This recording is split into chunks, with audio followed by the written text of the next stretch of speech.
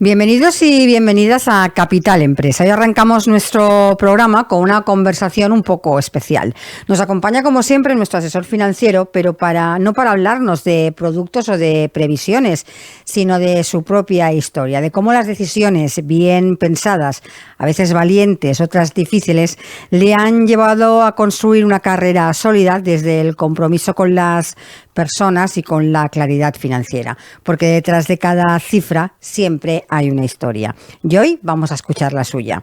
En la segunda parte del programa pondremos el foco en la inversión dentro del ecosistema emprendedor. Hablaremos de los movimientos que se están dando en este ámbito y de una alternativa que cada vez gana más presencia, el bootstrapping. Una estrategia basada en la autosuficiencia, en aprovechar los recursos propios y en avanzar con paso firme sin depender de financiación externa desde el inicio. Y para cerrar nos acercaremos a una iniciativa creativa y sorprendente, la conversión de un alimento cotidiano como el pan en una cerveza con personalidad propia. Un proyecto que une sostenibilidad, innovación y tradición y que nos recuerda que muchas veces lo extraordinario nace de lo más simple. Así que arrancamos Capital Empresa.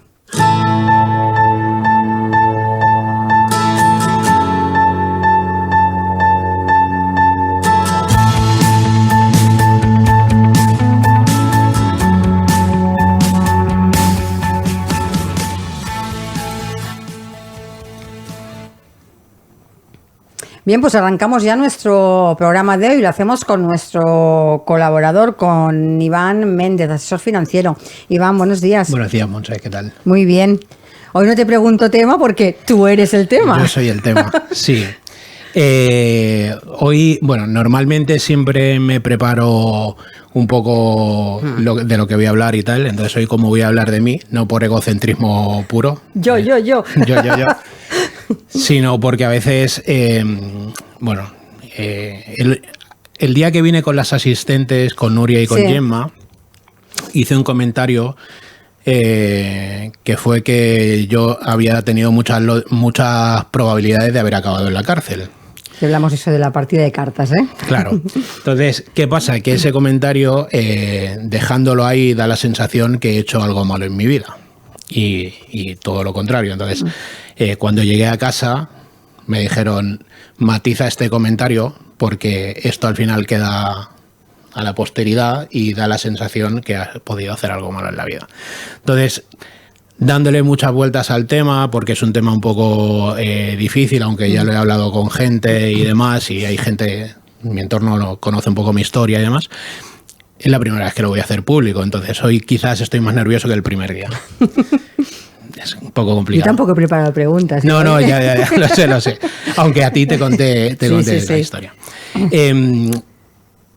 Hay una charla de Steve Jobs que hace en la universidad, no recuerdo de dónde, pero dice que tú no puedes unir los puntos al futuro, sino que tienes que unir los puntos al pasado, ¿vale? Entonces, quizás, y haciendo ese mismo ejercicio, a día de hoy soy asesor financiero por toda mi historia personal, ¿vale? Y mi historia personal parte de haber nacido en 1977 en una familia que emigró de Galicia a Cataluña, y yo nazco en Badalona, población costera, pero soy criado en Santa Coloma de Gramenet, que para ubicar un poco a la gente, Santa Coloma de Gramenet está en la periferia de Barcelona, para los oyentes que no sean de Barcelona principalmente, está en la periferia de Barcelona, y Santa Coloma de Gramenet ha sido una población dormitorio toda la vida y con cierto grado de exclusión social, ¿vale? Como bien digo, nazco en el 77, y para ubicar un poquito más a la gente y que la gente pueda entender un poco más qué es Santa Coloma de Gramenet, en los años 90 Santa Coloma de Gramenet era un pozo de drogadicción. La gente puede ir a ver películas como Perros Callejeros, donde aparecen el Torete y el Vaquilla, que los teníamos de manera habitual en Santa Coloma de Gramenet. Entonces, En mi familia pasa un hecho bastante trágico. Mis padres se separan cuando yo tengo 4 años. Mi padre nos echa de casa con un cuchillo que nos quería matar, a mi madre, a mi hermano y a mí. Y a mí me secuestra 2 veces e intenta matar 2 veces más a mi madre. Entonces, a partir de ahí, todo el tema de mis decisiones financieras futuras van muy marcadas por la historia que vivo en mi casa y por la historia que vivo en mi infancia y mi adolescencia. Por eso decía que a mí la lotería me había dado muchas papeletas para yo poder acabar en la cárcel. La primera vez que me secuestra mi padre, yo estoy en la calle y estoy jugando con un amigo. Ese amigo mío acaba metido en la droga. En la heroína. No en la droga, metido en la heroína concretamente. Entonces, al final somos un cúmulo de decisiones. Y este cúmulo de decisiones cada uno elige un poco el camino. Y esto me está pasando últimamente, que cuando doy charlas financieras y demás, siempre comparto como una regla básica, ¿no? Del 50, 30, 20, que lo hemos escuchado 1.000.000 de veces, y la gente te dice, bueno, claro, desde tu posición es muy fácil. Claro, desde mi posición hoy es muy fácil porque no conoces mi historia. Claro. Entonces, donde tú has estado, yo ya he transitado por allí. Entonces, ¿qué es lo que pasa? Que el conseguir cambiar toda mi historia no es un camino fácil, lógicamente. Es un cúmulo de decisiones. Más bien complicado. Más bien complicado. O sea, yo he tenido mucha suerte en la vida. O sea, yo todo esto que cuento a días de hoy no lo cuento ni desde el rencor, ni desde el odio, ni desde... o sea, lógicamente no es una situación agradable. Yo creo que ningún niño con 4 años debería vivir lo que yo viví. O sea, lógicamente, o sea... sí, claro, no es una alegría. Entonces, mi madre ha trabajado toda la vida para sacar adelante a sus 2 hijos. Vuelvo otra vez a lo mismo. Mujer separada en los años 80, 90, no era fácil. Difícil. No era fácil. Mi madre tuvo un negocio propio. Su socio cometió cierta ilegalidad en aquel momento. Mi madre tenía un taller de confección de ropa. Su socio cometió cierta ilegalidad en aquel momento con la que era su socia, que no era mi madre. Él era socio de otra empresa. Le dejaron de pagar y retiró unas máquinas que había allí y las guardó en el taller de mi madre. Mi madre, con toda la inocencia, le dijo, sí, pues guárdalas aquí si no te pagan y con esto vas a conseguir el pago. Pues la que era la socia del otro lo denunció y precintaron el taller de mi madre porque las máquinas estaban allí, con lo cual mi madre se volvió a quedar sin trabajo. Volvemos otra vez a lo mismo, tenía 2 bocas que alimentar. Entonces, hay muchas situaciones que van marcando las decisiones que tú tomas en la vida, ¿no? Entonces, cuando yo hablo de mentalidad financiera y cuando hablo de cómo percibir el dinero, porque yo era la primera persona, que esto lo hemos hablado aquí muchas veces, que veía uno con un buen coche en la calle y lo primero que pensaba es sí, trabajando no te lo has ganado. Todos los piropos posibles. Claro, ¿no? O sea, vengo de vivir una historia complicada, entonces era imposible que tú te ganases esto trabajando. Bueno, quizás él tenía una mentalidad muy diferente a la mía a la hora de visualizar el dinero. Entonces, yo a días de hoy vivo relativamente bien, no me puedo quejar, pero todo tiene un proceso. Entonces, esto me está pasando, y es lo que te decía, me está pasando mucho que empiezas a hablar pues de reglas como muy básicas que si nos hubiesen explicado en el colegio hubiésemos tomado decisiones diferentes a las que hemos ido tomando, yo el primero, pero gracias a este tipo de decisiones que deberíamos ir tomando podemos ir reconduciendo poco a poco las situaciones. Entonces, a mí no me gusta cuando hablo y doy charlas financieras o cuando hago asesoramientos financieros, no me gusta que la gente se ponga expectativas irreales. Porque ponerte una expectativa irreal lo único que va a conseguir es que tú personalmente te frustres. Generalmente las expectativas son peligrosas. Claro. Porque tendemos a aumentarlas. Claro, entonces, ¿yo qué pasa? Yo intento no funcionar en piloto automático, intento ir dando pasos todo el rato, ¿no? Pero todos esos pasos intento tenerlos medianamente programados, independientemente que luego la vida me lleve a diferentes caminos, ¿no? Pero intento tener todos esos pasos programados.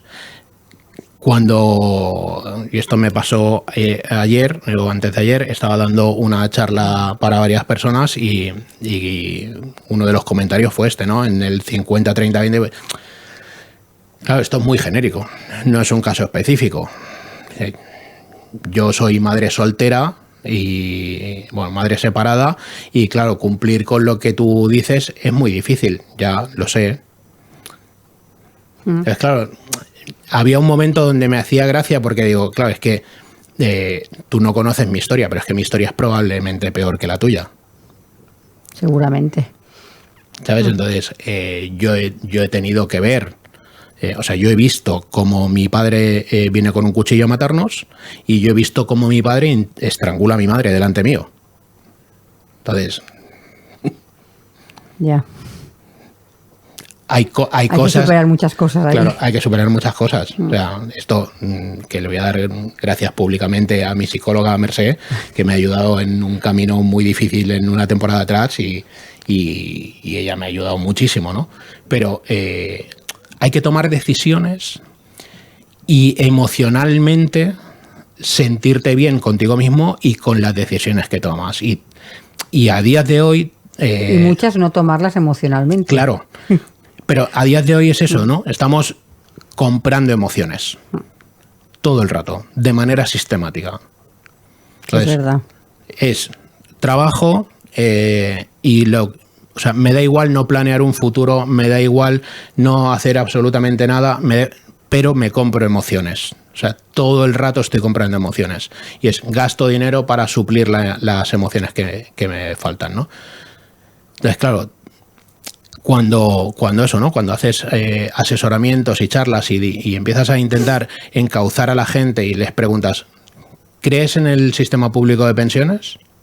No. ¿Estás haciendo algo para compensarlo? No. Entonces, es que a lo mejor no te puedes permitir el gastar. Ya, ¿y entonces qué hago? Tomar decisiones. O sea, yo durante muchos años en mi vida no me he podido permitir el gastar en según qué. Durante muchos años en mi vida no he tenido vacaciones. No ha sido ni el primero ni el último. Durante muchos años en mi vida he tenido que estar trabajando en 2 trabajos. No era agradable. Yo lo entiendo, no era agradable, pero era lo que tenía que hacer. A días de hoy ayudo a mi madre económicamente. Porque mi madre, debido a toda la situación, solo pudo cotizar el mínimo, con lo cual tiene la pensión mínima, que no le da para nada. Entonces, yo personalmente, cuando me hablan del estado del bienestar y de los impuestos y tal, yo entiendo que hay que pagar impuestos. Soy el primero que está dispuesto a pagar impuestos, pero ¿hasta dónde y para qué? Sí, está claro. Entonces... ¿por qué no se auditan esos impuestos que pago? O sea, Hacienda quiere saber hasta dónde va hasta el último céntimo que yo muevo, pero yo no puedo saber dónde va el último céntimo que mueve el Estado. O sea, mi madre hace año y medio se desvanece en casa y cuando se despierta me llama. Ven que me he caído y hay un charco de sangre en el suelo. La llevo corriendo al hospital. Le ponen una grapa, le hacen una radiografía y la envían para casa. Y claro, le digo al médico, ¿no la vas a dejar aquí? No, ¿para qué? Para que la tengas en observación. Tiene 78 años. Yo no soy médico. No vivo, vivo a 300 metros de mi madre, no vivimos juntos. No, si mañana se encuentra mal, que vuelva a venir. ¿En serio me estáis diciendo que mis impuestos van para pagar sanidad? Porque la de mi madre no. Sí, sí. Mis impuestos van para pagar una pensión, la de mi madre tampoco. Porque no le da. Entonces, cuando hablo muchas veces de situaciones, hablo desde el propio conocimiento. Claro, hablas desde la experiencia. O sea, no hablo de la teoría solo. O sea, la teoría está bien, pero muchas veces cuando hablo en las charlas y hago formaciones y demás, te hablo desde la propia experiencia que yo he vivido. Entonces, no me quedo única y exclusivamente en, no, haz esto y con esto ya... No, haz esto, con este paso, con el otro paso, pero claro, tienes que querer y tienes que tomar decisiones, y las decisiones en esta vida no son fáciles. El otro día escuchaba una teoría que me hizo mucha gracia, que decían, las vacas no dan leche. La vaca no da leche. Si tú quieres que la vaca te dé leche, tienes que comprarte una vaca, tienes que cuidar esa vaca, tienes que alimentar esa vaca, te tienes que levantar por la mañana, coger tu banquito, tu cubo e ir a ordeñar esa vaca. Y dije... Es verdad. Es verdad. O sea, yo me he criado cuando las vacas no daban leche. Uh-huh. Hoy se le ha hecho creer a la sociedad que la vaca da leche. Sí, sí. Entonces, todo este tipo de cosas que yo he ido viviendo en el día a día, lo intento trasladar a el asesoramiento financiero. Y por eso, lo que te decía de Steve Jobs, que al final creo que es una consecuencia de lo vivido el que yo acabe siendo asesor financiero y asesorando financieramente a la gente, ¿no? Porque al final yo sé lo que es la escasez en una casa. Sí, además dicen que los patrones pueden pasar dos cosas, o que los repliques o que hagas absolutamente lo contrario de lo que has vivido, que sería tu caso. Claro, o sea, yo, es lo que te decía al principio y lo que dije aquí, o sea, yo tenía todos los números, o sea, mi vida me había dado todas las papeletas para que en aquella rifa yo acabase o metido en la droga o en la cárcel, todas, o sea... Familia desestructurada, viviendo en Santa Coloma en los años 80-90, o sea, todas, o sea. Y bueno, gracias a Dios se cruzó en mi vida la que a día de hoy es mi mujer. Llevamos 28 años juntos y si llevo 28 años con una persona, entiendo que la gente ya da por supuesto que no la ha intentado matar nunca a veces. O sea, nunca, ni he replicado nunca el comportamiento de mi padre hacia ella, ¿no? De hecho, mi padre no conoce a mi mujer. O sea, la relación con mi padre se cortó hace muchísimos años y mi padre no conoce a mi mujer. Y vamos a hacer ahora en octubre 28 años juntos, mi mujer y yo. Entonces, por eso te digo, ¿no? Que intento llevar al asesoramiento no solo la teoría, sino la experiencia vivida. Entonces, cuando me pongo a hablar con la gente e intento asesorar a la gente, te hablo desde el conocimiento de yo ya he transitado ese camino que tú me estás contando. Entonces, seguramente con más piedras, así que... Entonces, es una cuestión de voluntades. Y es una cuestión de mentalidad y de cómo queremos ver el dinero y cómo queremos ver el dinero de los demás. Entonces, si yo quiero ver el dinero como algo negativo, porque a mí personalmente me afecta de manera negativa, porque me entiendo que estoy todo el día trabajando y que no me da para vivir, lógicamente es imposible que con esa mentalidad hagas nada para salir de ahí. Es imposible. Porque has asentado un patrón donde ese patrón te lleva en todo momento a pensar que no hay más opciones. Y si tú no quieres, no se da. Llegaba resignándote, es decir, claro, es lo que me ha tocado y sigo trabajando con esto y donde llegue, y si no, pues ya está. Claro. Entonces, a mí no me gusta tampoco crearle a la gente falsas expectativas. O sea, Claro, porque habrá cosas que sean imposibles en un primer momento. Claro, pero yo es lo que le digo a todo el mundo, o sea, si no haces nada... No va a pasar nada. No va a pasar nada. Eso está claro. Esto está claro. Ahora, el que tú tengas aspiraciones y tal, a mí me gustaría volar. pero no va a ser. No. ¿Vale? Entonces, por mucho que tú hagas, si la situación no se va a dar, no se va a dar, pero intenta que se dé.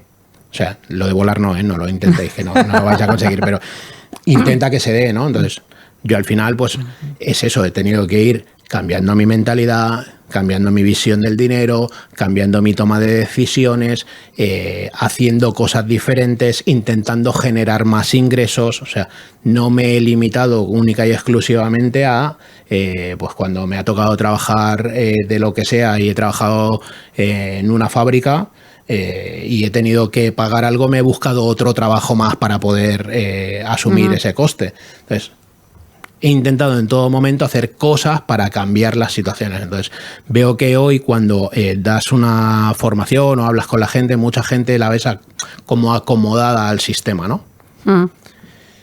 Y es sin que querer renunciar, quizá. Sí. Es decir, si yo gano un sueldo y en agosto me voy de vacaciones y tú me dices que dentro de unos años, si no, mis vacaciones en vez de un mes no son 15 días, no voy a poder ahorrar. Si ya tengo que renunciar a las vacaciones, malo. Claro, la gente no quiere renunciar a su ocio o sus vacaciones precisamente por eso, porque claro, me paso todo el día trabajando y no puedo irme a ningún sitio. Bueno, pues a lo mejor este año no te toca. Yo sí me paro a hacer las horas que trabajo todos los días. Hoy, por ejemplo, me he levantado a las 7 de la mañana para sacar a mi perro. Pues me he desayunado, ducha, tal. Me he preparado para venir aquí, que no soy profesional de la radio, pero lo considero parte de mi trabajo y además intento hacerlo lo más profesional posible y me tengo que... Hoy no, que no vengo con guión, pero ni con escaleta, pero normalmente me preparo las entrevistas, me vengo con un guión y etc. Lo considero parte de mi trabajo. No voy a volver a mi casa hasta las 8 de la tarde, seguro. Comer fuera, visitas, etc. Entonces, si cuento que he empezado a las 8 de la mañana, porque entre las 7 y las 8 ya lo considero que es parte de mi vida personal, si cuento que he empezado a las 8 de la mañana y voy a llegar a las 8 de la tarde, hoy me voy a cascar 12 horas fuera de mi casa. Y tú te quejas porque trabajas 8. Sí, es así. Es así. Mañana 3/4 de lo mismo. Llegan los sábados y los domingos y hay semanas donde tengo tantas cosas acumuladas de toda la semana. Claro, porque también tienes que planificar y hacer los estudios de las personas que asesoras y de todo. Y si toda la semana la tienes ocupada, te fastidias el finde. Entonces, o libero horas durante el fin de semana, o si no, durante la semana no me da tiempo. Voy corriendo a todos los sitios y tampoco es lo más profesional el ir corriendo a todos los sitios, porque necesito ciertas horas de estudio, de análisis, etc. Con lo cual necesito liberar horas el fin de semana. Entonces, claro, yo hay semanas que a lo mejor acabo la semana y si me pongo a sumar horas, a lo mejor 60 no me llegan. Sí, se me lo creo. Claro. Todo esto, que es un poco por lo que quería comentarlo todo hoy, es precisamente por eso, ¿no? Porque al final, cuando la gente ves que entra en un mood negativo, y es como, claro, desde tu posición, la teoría... Sí, para ti es muy fácil decirlo. Claro. Que esto siempre lo sueltan. Pero, o sea, detrás de todo lo que digo hay un análisis, hay unas vivencias, hay unas horas de estudio en tu situación en concreto. Lógicamente, cuando doy charlas genéricas, pues es genérico para todo el mundo, no de esto, pero hay muchas cosas que se deberían ir cambiando y tomando control y acción, ¿no? Y esto de que es algo de lo que me he quejado 1.000.000 de veces, es que creo que nos han llevado, la política está tan sumamente alejada de la población que nos han llevado a un camino donde la gente ha perdido la esperanza. Directamente. O sea, como una especie de conformismo, ¿no? Sí. Andamos por donde andamos y navegamos el mar que navegamos y donde nos lleva y vamos. Claro, esto es lo que hay, no puedo hacer nada. Hombre, yo no me imagino a la generación de mis padres no haciendo nada.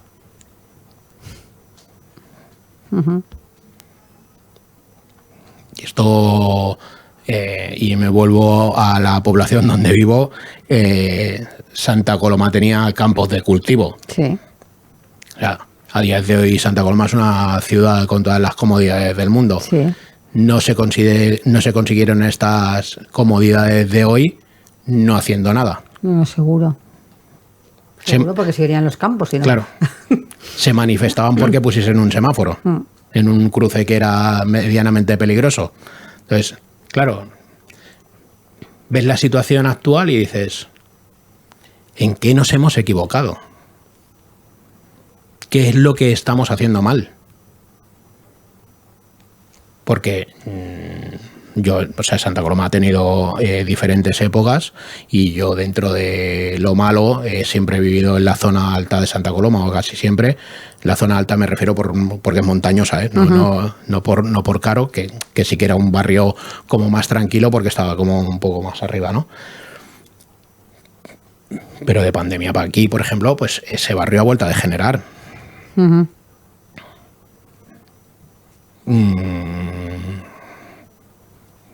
¿Y los políticos dónde están? O sea, al final yo creo que hay como 4 cosas básicas, ¿no? Y es, la gente quiere vivir tranquila, segura y tener para llegar a final de mes con relativamente solvencia. Sí, la gente, a ver, quiere ser feliz al fin y al cabo, Claro. lo único que... Entonces, yo el otro día lo estaba hablando allí con una vecina y me decía, no, es que a mi hija el otro día la atracaron aquí con una navaja, 2 niñas. Pero claro, esto no lo cuentes porque esto es malo, ya, pero vuelvo otra vez a lo mismo. ¿Y mis impuestos dónde van? ¿Y por qué nos conformamos todo el rato? ¿Y por qué no tomamos acción? ¿Y por qué no hacemos cosas para mejorar? Entonces, claro... Sí, pero si todo eso lo pasas a carácter, lo individualizas, si ya no haces cosas para cambiar tú, imagínate... El colectivo, sí, es imposible. Imposible. Imposible. O sea, yo personalmente, y esto, y no me considero ni mejor ni peor persona que nadie, pero yo personalmente, bueno, soy una persona que tengo como mucho carácter, lo tengo bastante controlado, pero tengo como mucho carácter, pero yo voy en el coche, por ejemplo, y cada vez que veo las típicas discusiones y tal, y no sé qué, yo personalmente cuando voy en el coche siempre intento dar ejemplo. Porque creo que es la mejor manera de que los demás entiendan. Entonces, yo llego a un paso de peatones y no paso por el paso de peatones a tope. O sea, me paro en el paso de peatones, que pasen los peatones, que los niños vean que se les tiene que ceder el paso, etc, etc. Entonces, no me considero mejor que nadie, pero entiendo que hay que ir dando ejemplo. Entonces, yo desde mi parte estoy tranquilo. Pero claro, entiendo, me paro a pensar y digo... ¿Y los demás? O sea, yo ya te digo, vivo en un sitio donde delante de mi casa hay un parque y da igual, las veces que venga la policía allí al parque nunca pasa absolutamente nada, no se llevan nunca a nadie y hay un montón de niños allí con sus padres viendo cómo sus padres, bueno, pues están fumando porros, están bebiendo, tal, y dices, ¿qué generación nos espera? Sí, no hay mucha esperanza, ¿no? O sea, si tienes a tu hijo aquí, yo ya doy por supuesto que yo me puedo considerar afortunado y un caso especial. Pero si vamos repartiendo papeletas todo el rato de una mala... Al final te toca. Al final te toca. Entonces, de esos chavales que hay allí, ¿cuántos van a salir indemnes de la situación que están viviendo a día de hoy? Pocos. Entonces, todo este tipo de cosas, pues intento inculcar en el conocimiento y en la experiencia todo el tema del asesoramiento, ¿no? Intentar que la gente empiece a tomar acción sobre las decisiones que toman en su casa.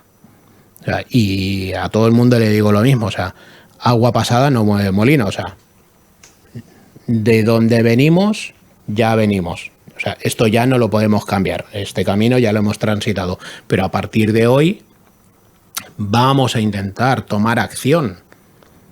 Porque si no intentamos tomar acción no vas a cambiar absolutamente nada. Entonces, y siempre la contestación es la misma. Ya, ¿y de dónde lo recorto? De donde puedas. Sí, además es eso, es tomar acción y mantener, porque, a ver, decidir, mira, decido que mañana hago esto ya, pero hazlo. Claro. Hazlo mañana y tienes que mantener mañana, pasado, el otro. Que esto es otro tema ya. Claro, es que yo esto es lo que le digo a la gente. O sea, yo desde que me planifico las finanzas de mi casa, no vivo peor, ¿eh? O sea, el planificar no es eliminar. En algunos casos sí, lógicamente, ¿eh? Pero igual solo es estructurar un poco. Claro, pero el planificar es partir de la base de tener conciencia de dónde estoy gastando mi dinero y de dónde puedo eliminar ese gasto. Porque a lo mejor ese gasto, que lo conté aquí el primer día, si me tomo 6 cafés cada día, son 300 euros al mes. Los gastos invisibles que digo yo, que claro, nadie los sumamos, me incluyo en el saco, ¿eh? Nadie los sumamos, pero están ahí y... como una espada de Damocles cada mes. Claro, entonces, hostia, si me tomo 6 cafés cada día, recorto de los cafés y me puedo permitir el irme a comer con mi mujer. Por ejemplo, claro. Por ejemplo, entonces, no es que vayas a vivir peor porque tomes acción, todo lo contrario, vas a vivir con una situación más controlada. El otro día haciendo...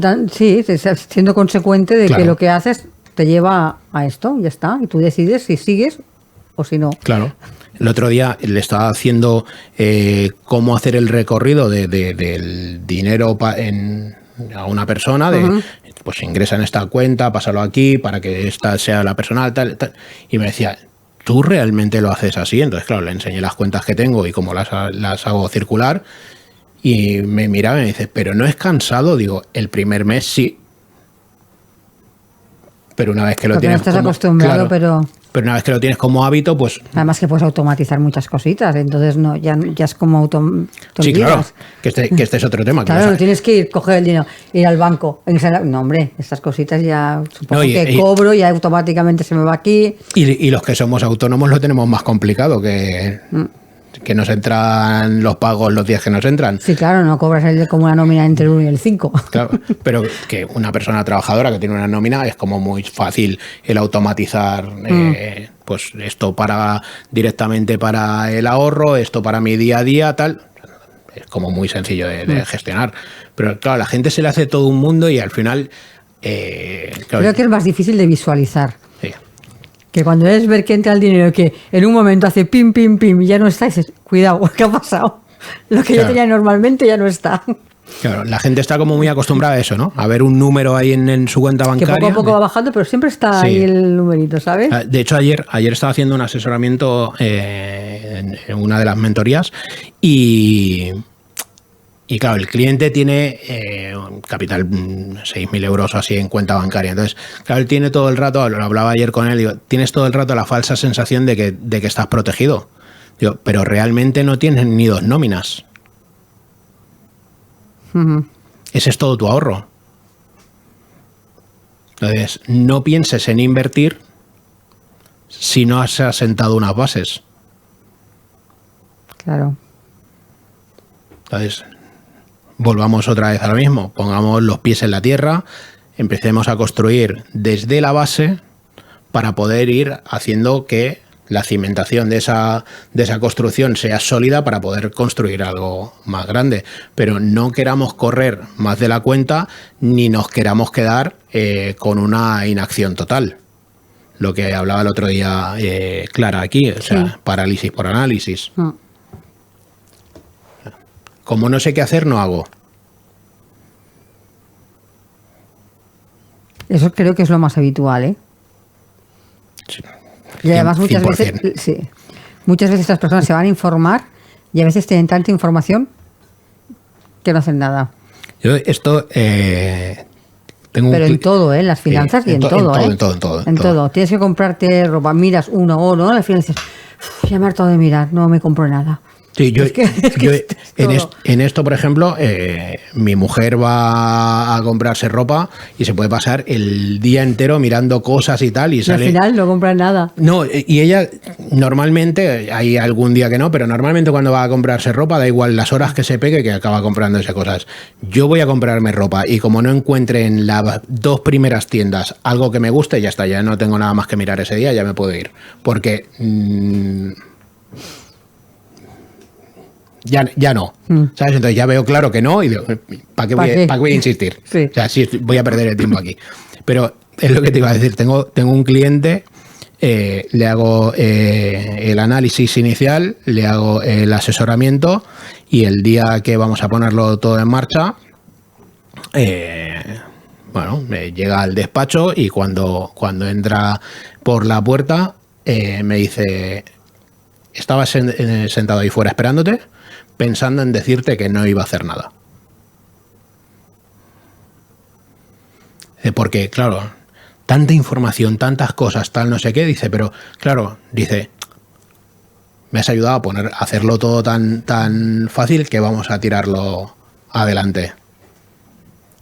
Pero esto me lo encuentro muchísimas veces. Claro, cada que te paras a pensar en todo lo que la información que da, dices, a ver... Vale, al final te coge como miedo, ¿no? De hacer las cosas, entiendo, que debe ser eso y decir... Y yo intento condensar todo lo posible la reunión de asesoramiento, porque realmente dicen que a los 45 minutos desconectamos. Despistas, sí. ¿Vale? Claro, intento condensarlo todo lo máximo posible. Claro, pero la información también viene... directa a la vena. Pero normalmente duran entre hora y media. Dependiendo un poco de si el cliente demanda más información y tal. Pues, o también depende de la situación, tienes que tocar muchas más cosas o más temas. ¿Qué es lo que pasa? Que, claro, si condensas mucho la información, es eso.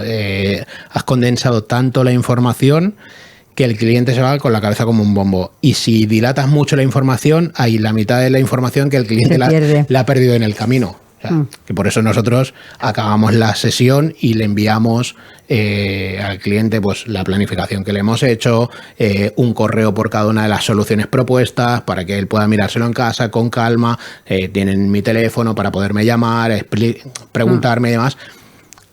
Pero, claro, hay mucha gente que se siente atabalada en el momento de que le das información.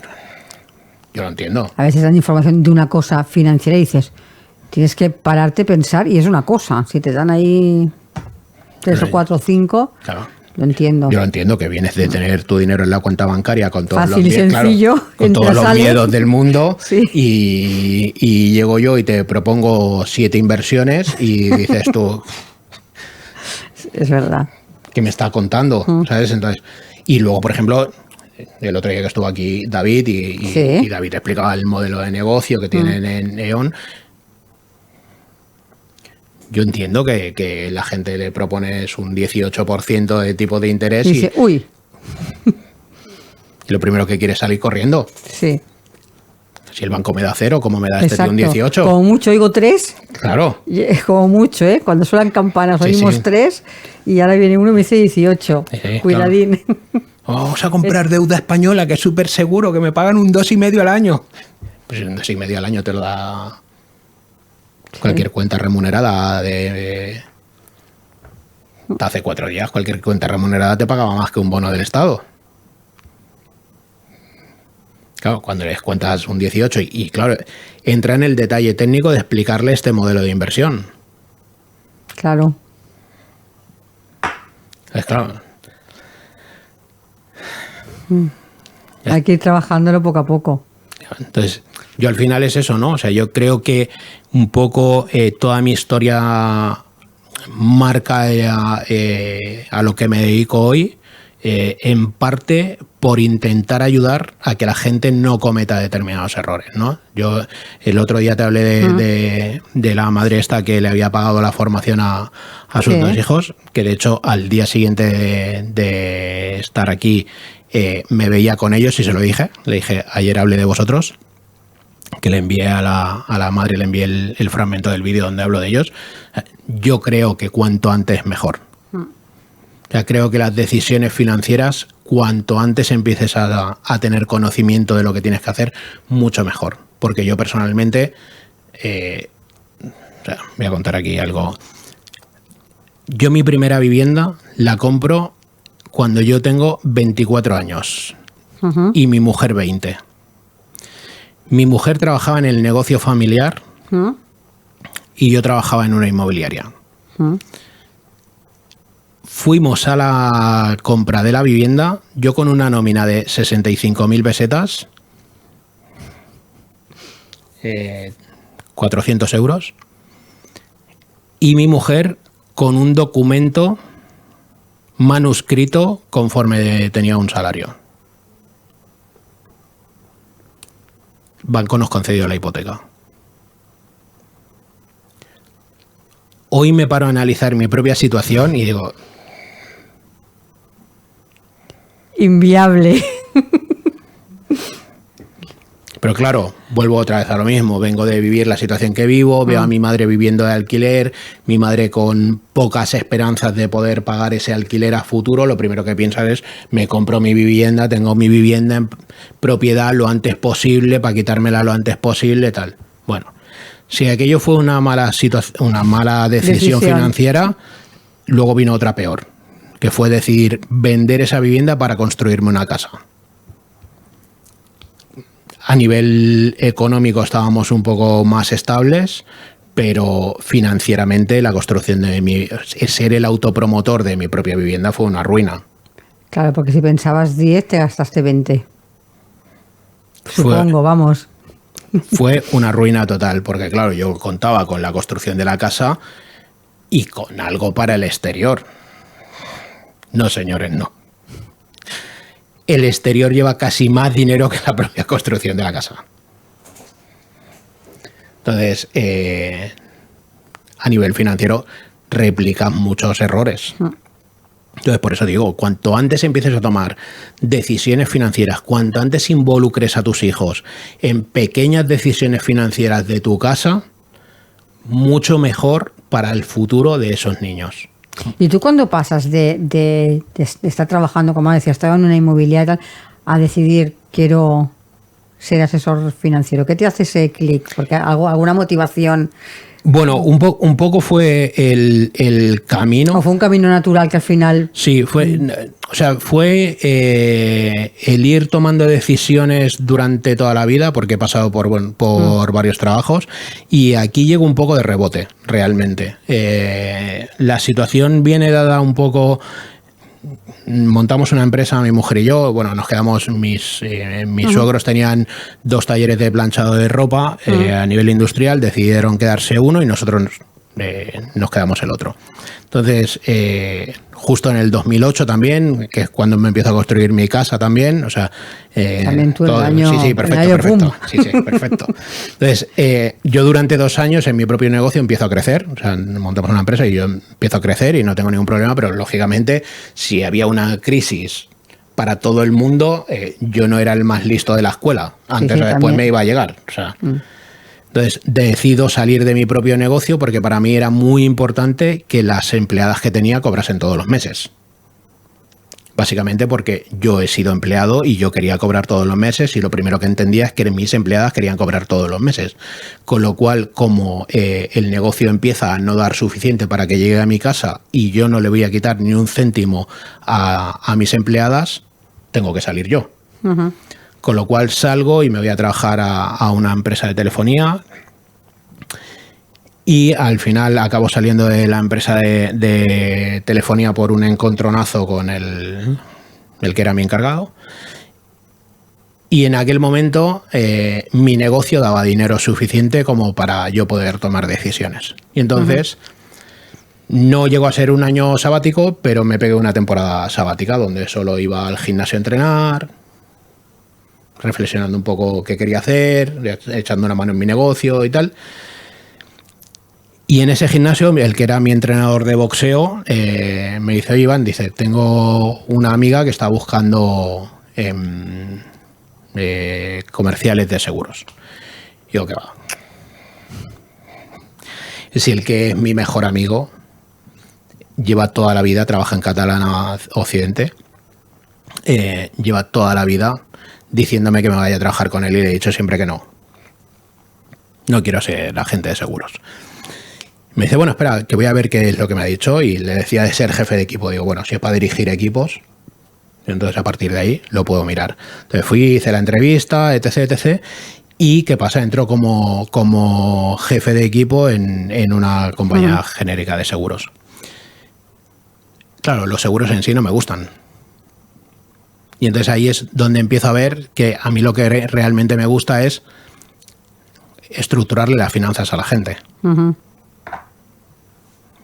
Y es ahí donde empiezo a encaminarme mucho en el tema financiero. ¿Qué pasa? Que esa compañía de seguros, para los agentes del plan de carrera, el tema económico no les servía prácticamente en nada. Entonces, claro, necesito salir de ahí y buscar algún sitio donde realmente se dediquen al tema financiero. Porque a mí el tema asegurador como asegurador no me gusta. Sí, no te gustaba.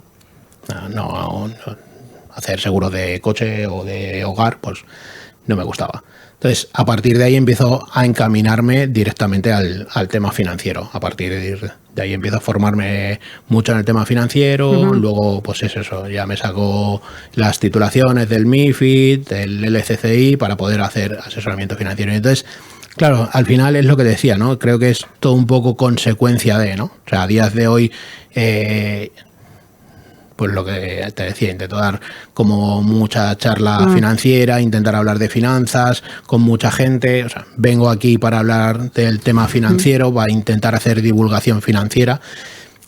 Y hay una parte que creo que viene en consecuencia de lo vivido, ¿no? De todo el proceso de cambio de mentalidad, de todo el tránsito que he hecho por todo el camino de la vida, para poder al final acabar ayudando a la gente a tener más control sobre sus propias finanzas.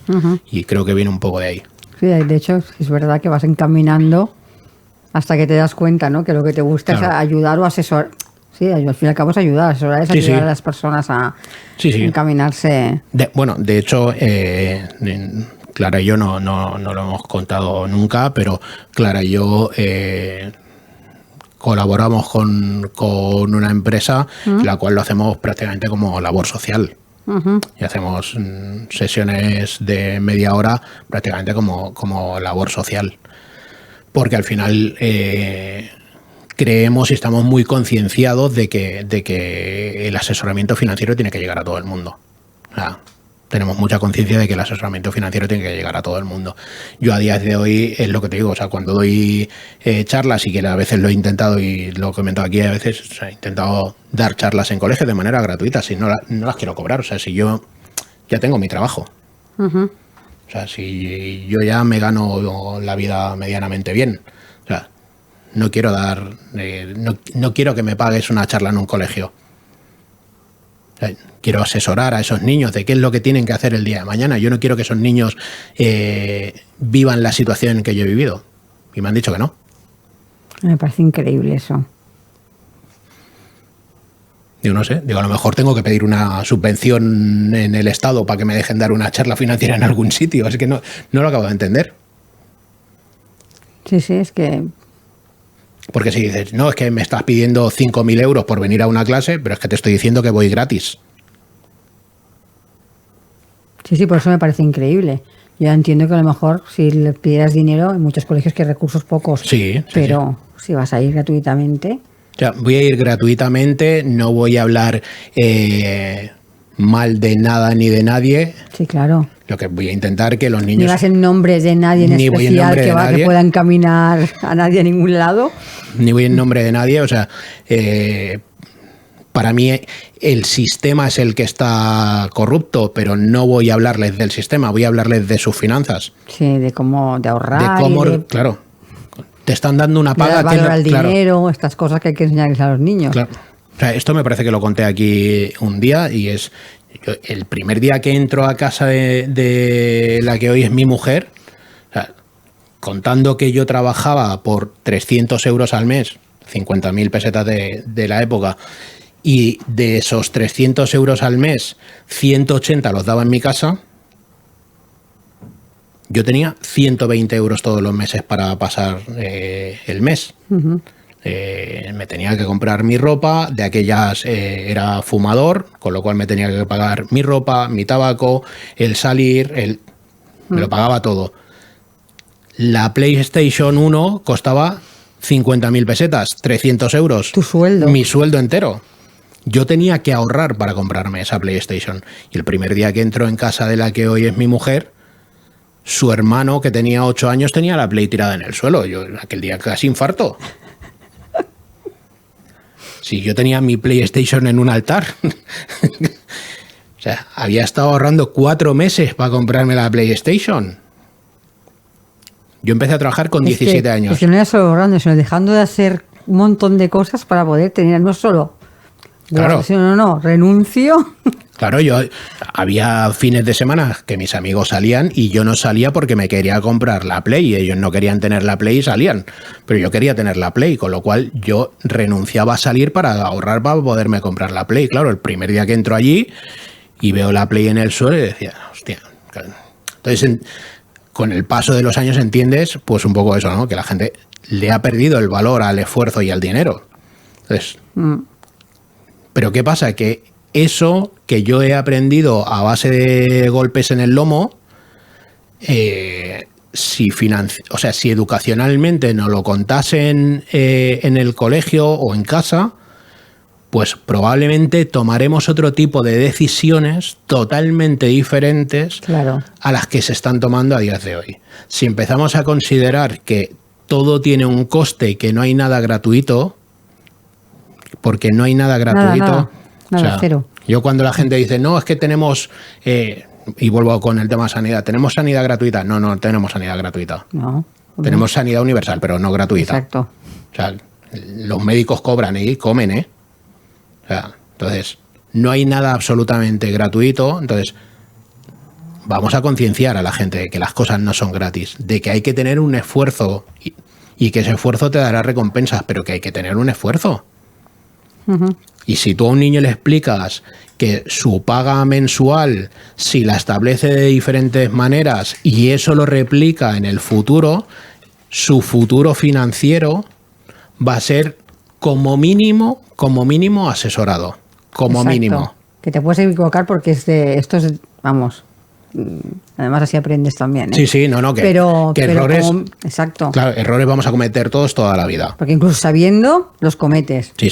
Pero por lo menos es eso, vas a tener las ideas un poco más claras y no va a ser a base de muchos tropezones, sino que vas a ser un poco más consciente. Sí, porque esto cuando trabajaba en la inmobiliaria lo veías muy claro, de gente que no había hecho números, de no sé cuánto me puedo permitir comprar, pero yo quiero comprar. Entre ellos yo el primero. O sea, yo soy el primero que comete el error.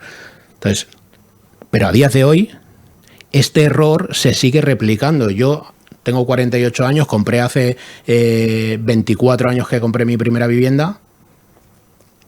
Y hoy, 24 años después, este error se sigue replicando. Entonces, esto lo hablaba el otro día, que lo que decía yo, en vez de vivir en Santa Coloma, me gustaría vivir con vistas a la Sagrada Familia. Me encantaría, pero económicamente no me lo puedo permitir. Y hay que ser consciente de lo que te puedes permitir y lo que no te puedes permitir. Entonces, si no has ahorrado para dar entrada en tu vivienda, si económicamente con tu mes a mes no puedes solicitar una hipoteca que te permita comprar en la Sagrada Familia, pues te tocará irte fuera. Sí, es que no hay más historia. Que te tocará irte fuera, a la periferia de Barcelona. Entonces, pero nadie te lo explica. Sí que es verdad. Nadie te lo explica. Y como la compra de la vivienda es algo tan sumamente emocional,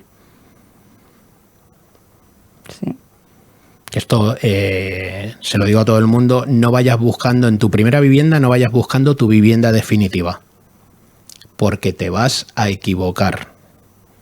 Ves buscando tu primera vivienda, tu vivienda puente, porque no conozco a nadie que su primera vivienda haya sido su primera y última vivienda. Yo personalmente no conozco a nadie. Uh-huh. Sí, sí. Puede ser que en la época de mis padres... Eso te iba a decir, igual... Ahí a lo mejor alguno, pero de mi generación no conozco a nadie que su primera vivienda haya sido su última vivienda. Entonces, no vayas buscando la primera vivienda, pero ya te digo, esto no te lo explican y en la inmobiliaria menos. O sea, en la inmobiliaria no te van a explicar... no te compres esta vivienda que no te puedes permitir. O sea, la gente no está para rechazar clientes, ¿sabes? Entonces, y todos estos patrones veo que se siguen replicando año tras año y dices, y no entiendo cómo nadie le quiere poner freno. Es que no lo entiendo. O sea, es algo que no puedo llegar a entender. Por suerte, cada vez más figuras como la del asesor financiero están tomando más importancia y hay más gente que, no colectivamente, pero sí individualmente, toma más conciencia del dinero y por suerte, a ver si sumando uno a uno también se hacen cosas, ¿no? Entonces sí, vamos a ver dónde nos lleva, pero parece que cada vez más se tiene más conciencia de eso. Iván, si te parece, luego continuamos charlando un ratito más, pero ahora tenemos a nuestra segunda invitada con la que también vamos a hablar de inversiones, pero vamos a hablar de emprendimiento. Y vamos a hablar de emprendimiento sin inversión, que a veces parece...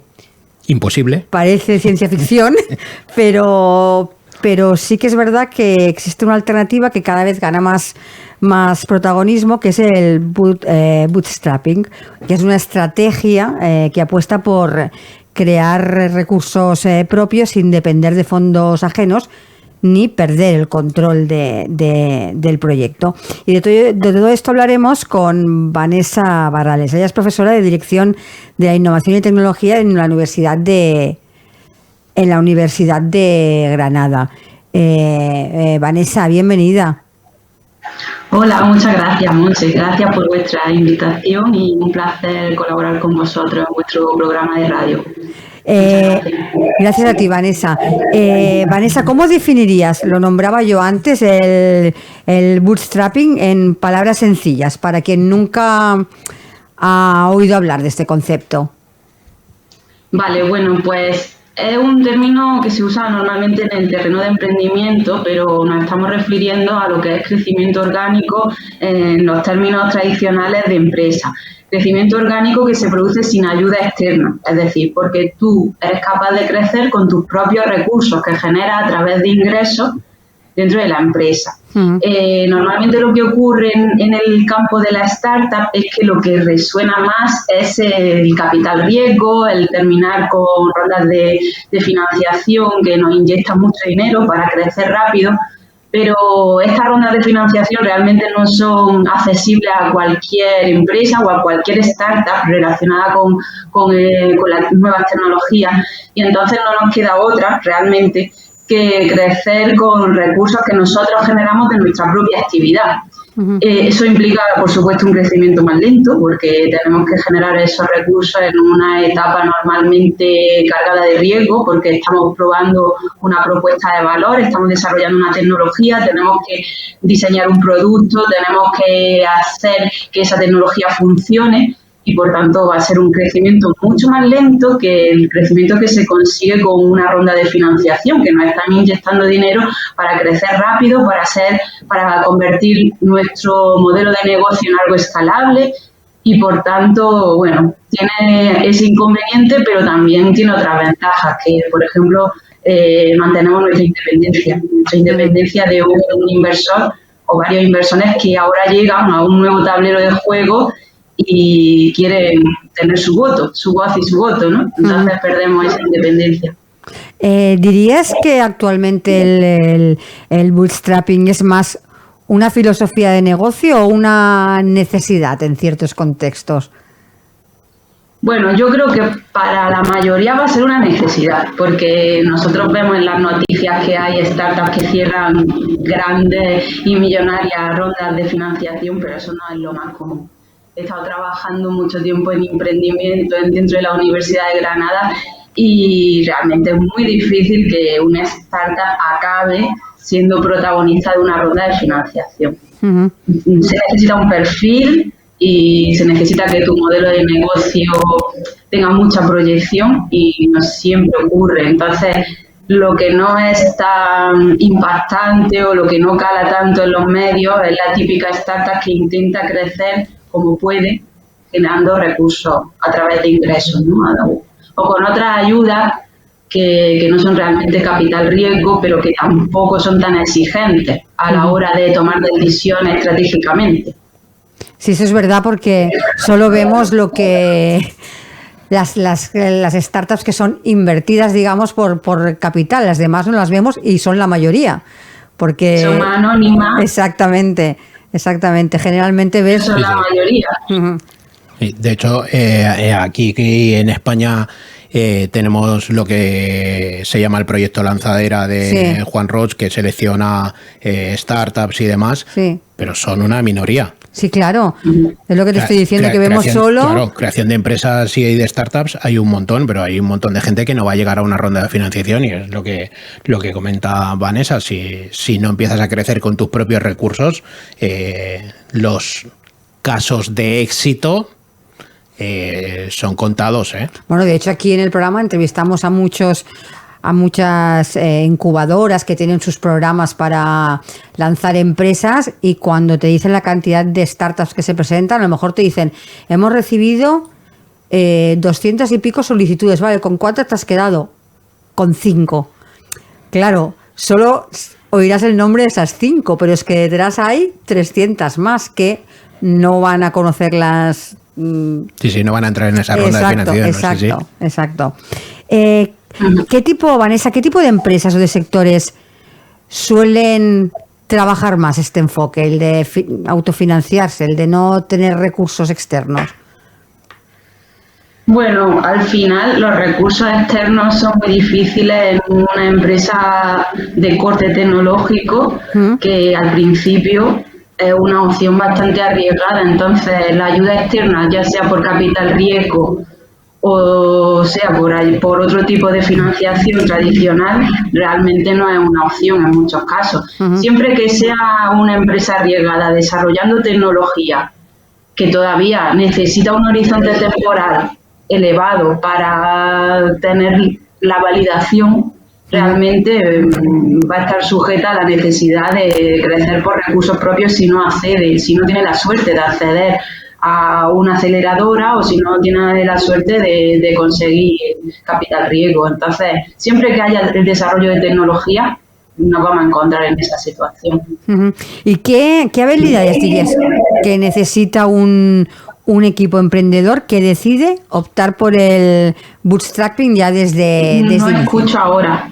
¿No me escuchas?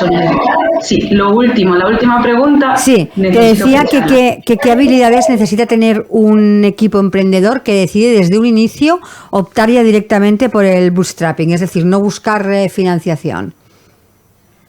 Bueno, al final necesitas convertir tu tecnología en una propuesta de valor que alguien quiera comprar. Y muchas veces lo que se recomienda es ofrecer un servicio relacionado con tu tecnología, que te permita ofrecer algo cuando a lo mejor tu tecnología no está del todo preparada, ¿no? O del todo desarrollada, ¿no? Entonces aquí las habilidades, más allá que las técnicas, necesitamos habilidades vendedoras de convertir esa tecnología en algo que resuelve o que satisface una necesidad, resuelve un problema. Entonces aquí ya la interacción con el cliente, más allá del desarrollo tecnológico de espalda al cliente, es la necesidad básica.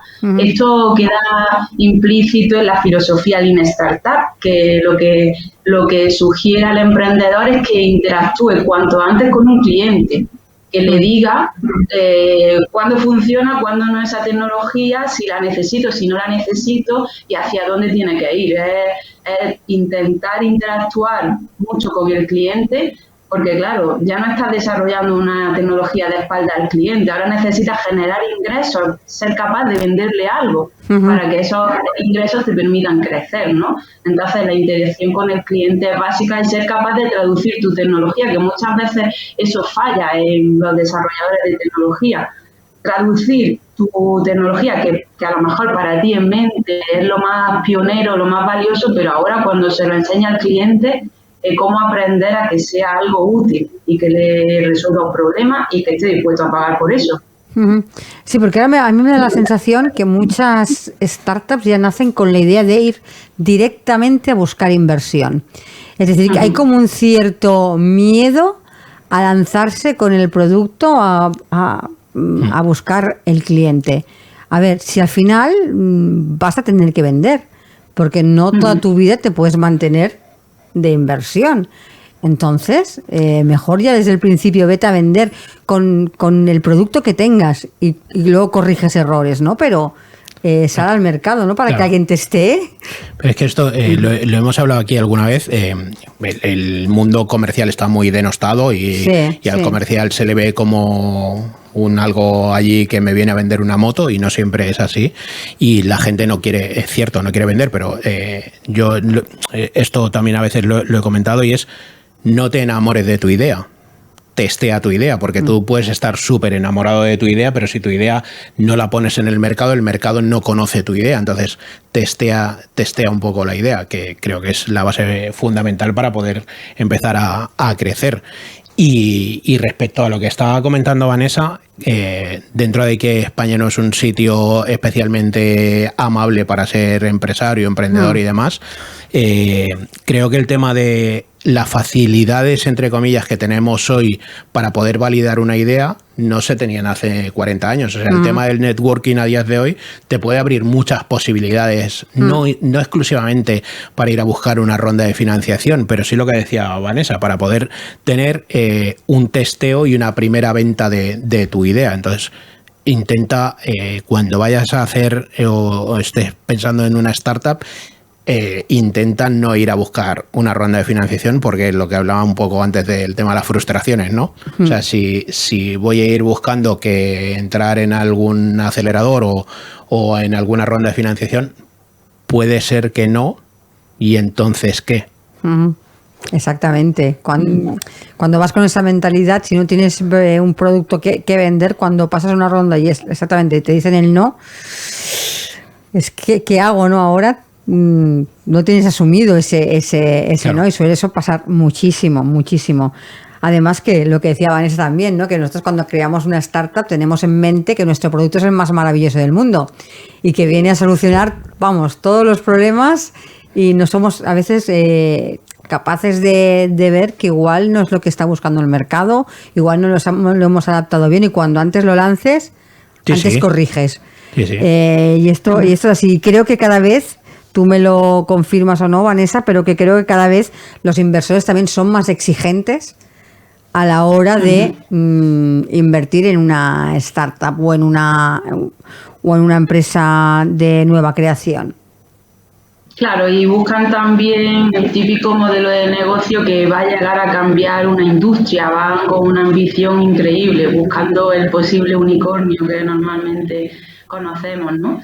Pero también puedes tener una startup o a lo mejor una ambición extrema, pero que también genere un negocio y se consolide, ¿no? Lo que pasa es que a lo mejor no es el discurso que espera un inversor de capital riesgo.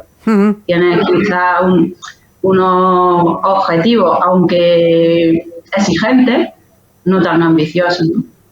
¿Crees que en España hay cultura de bootstrapping o todavía predomina la búsqueda? Yo creo que al final, aunque el término sea anglosajón, lo tengamos que explicar, es lo que muchas veces se hace sin saber qué es bootstrapping. Lo que pasa es que es un término, si sabemos que dentro del terreno de la startup no todos llegan a la ronda de financiación, lo que queda es crecimiento orgánico, ¿no? Crecer con tu ingreso, ¿no? Pero ¿qué pasa? Pues que vamos generando un lenguaje, una jerga, ¿no?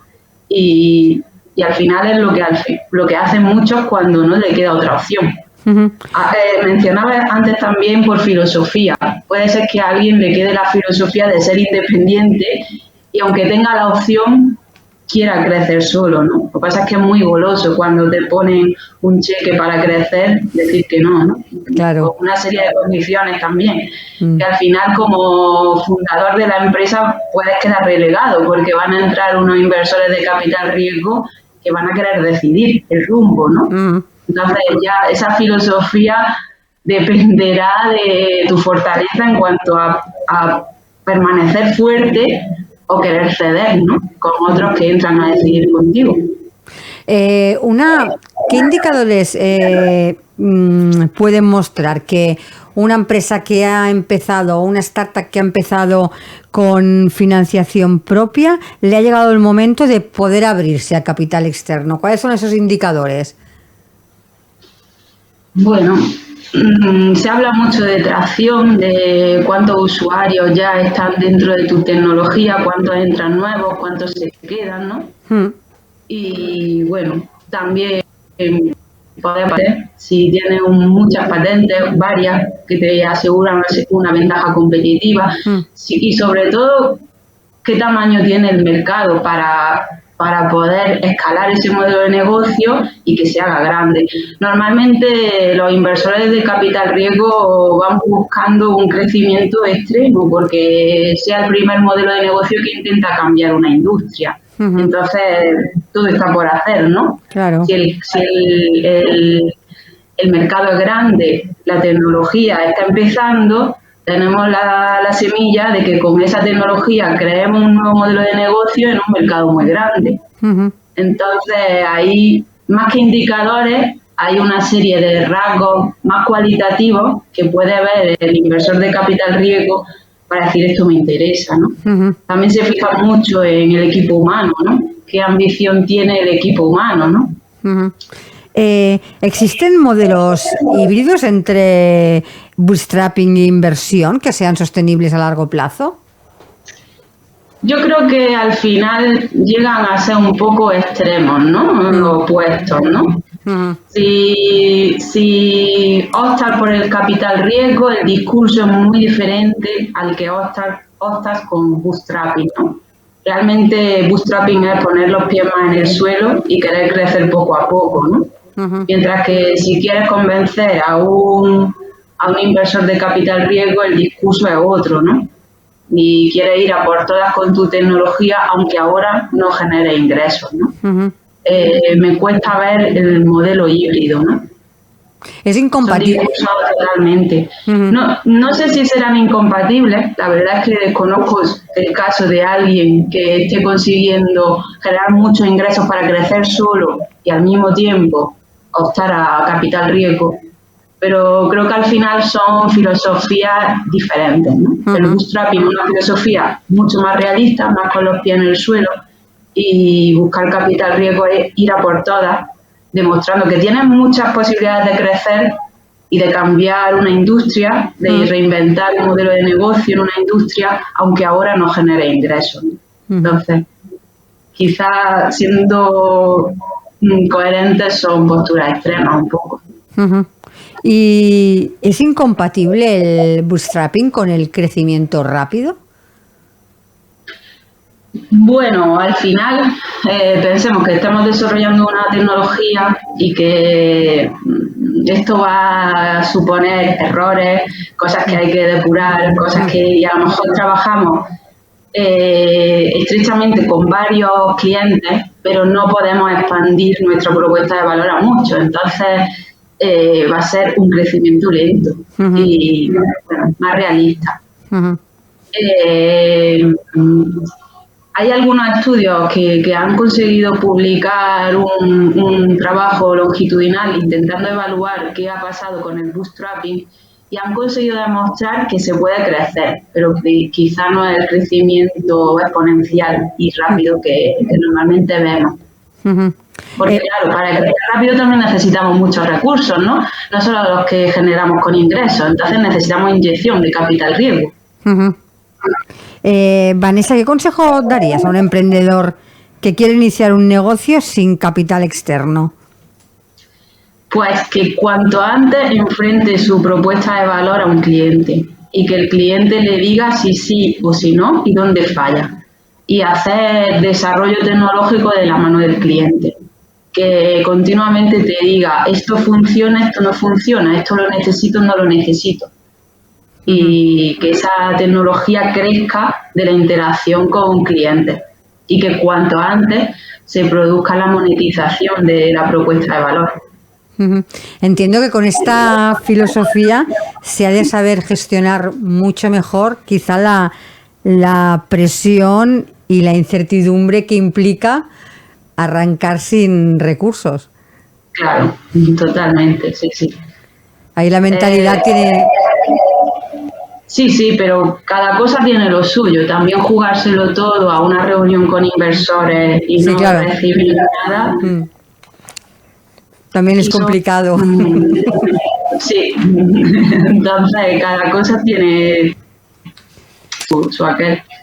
¿Nos ayudan las herramientas tecnológicas actuales o las metodologías que utilizan actualmente las startups para poder ayudarnos a crecer sin esa financiación? Hoy parece que se nos ha perdido. Se nos ha perdido.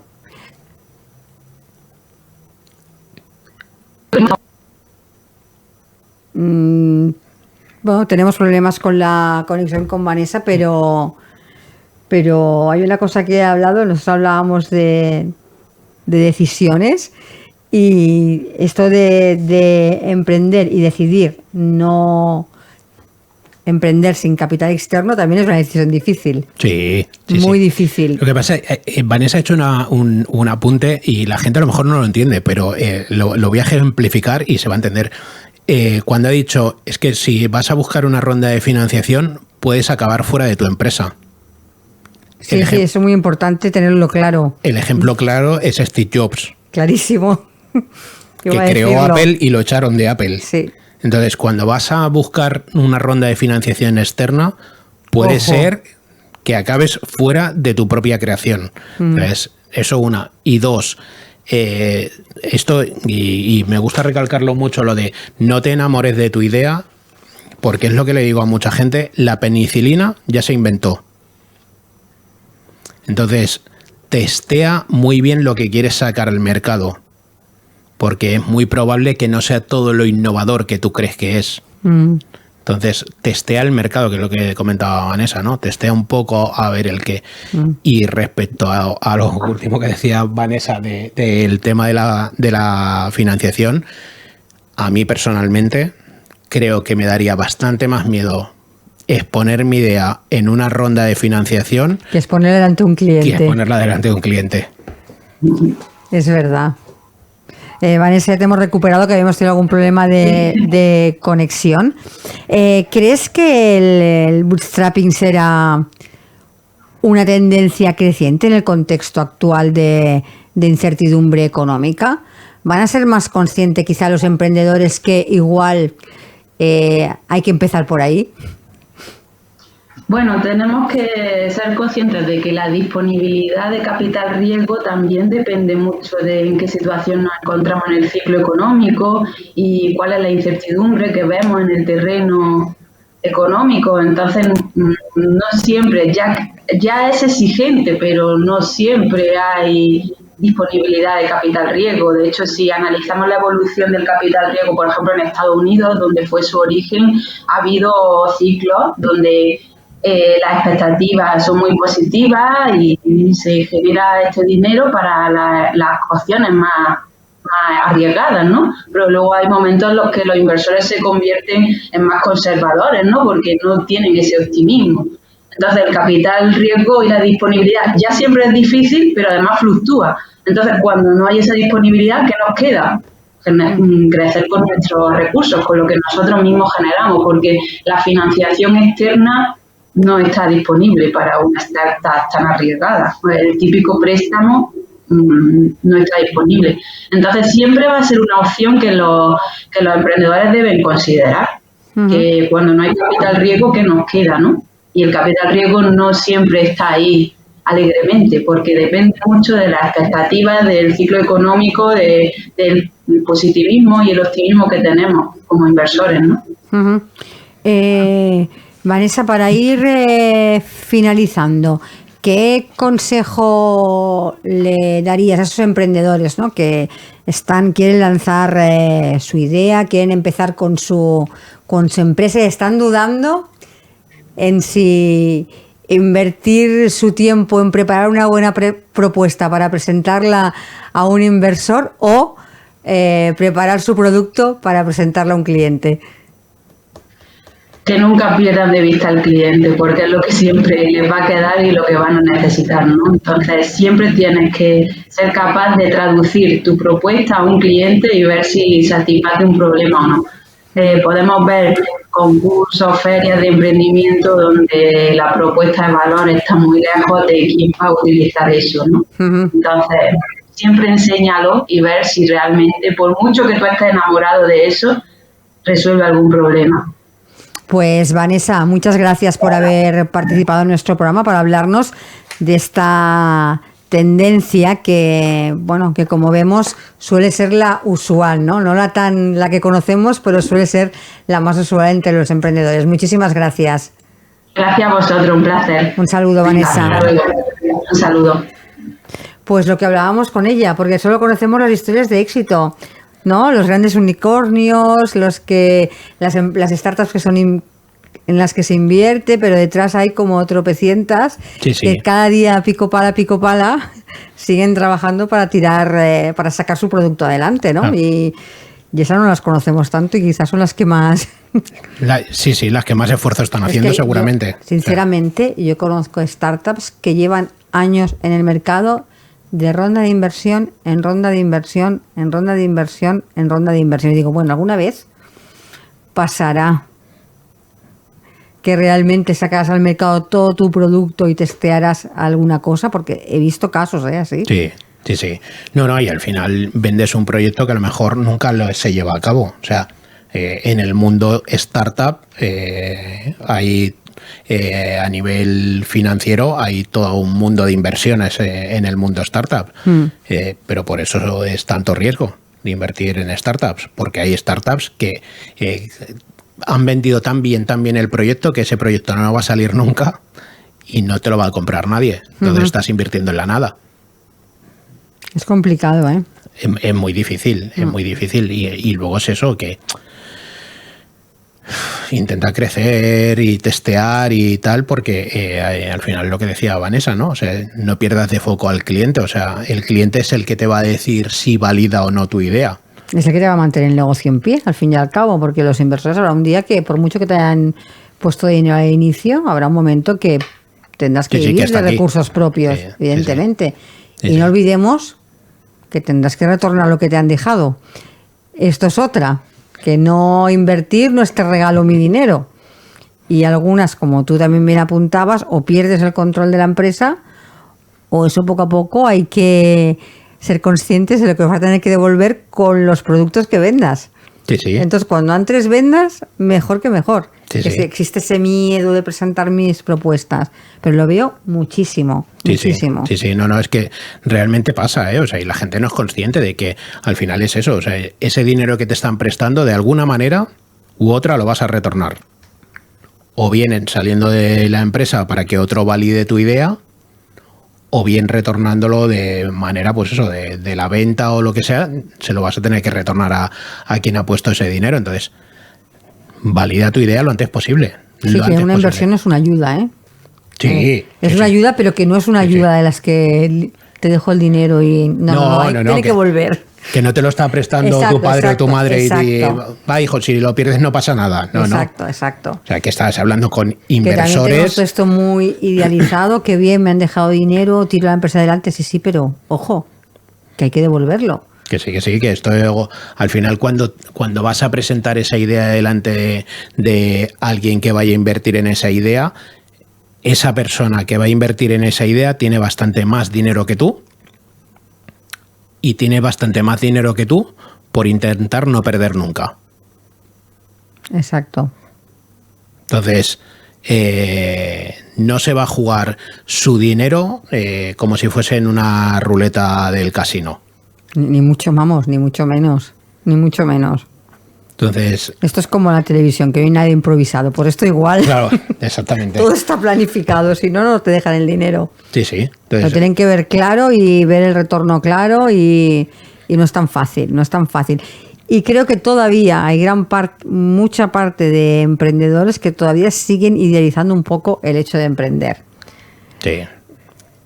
Por suerte cada vez se profesionaliza más, vienen más preparados, pero todavía hay una parte importante que eso de emprender lo tienen como muy idealizado y no es fácil el camino, no. Ni muchísimo menos. Y eso aquí... de yo quiero emprender porque quiero trabajar para mí mismo, porque quiero mi negocio, ojo, Sí, no, yo, o sea, os lo he dicho hace un rato, o sea, yo hay semanas que me pego 60 horas, yo soy autónomo, y hay semanas que me pego 60 horas de trabajo.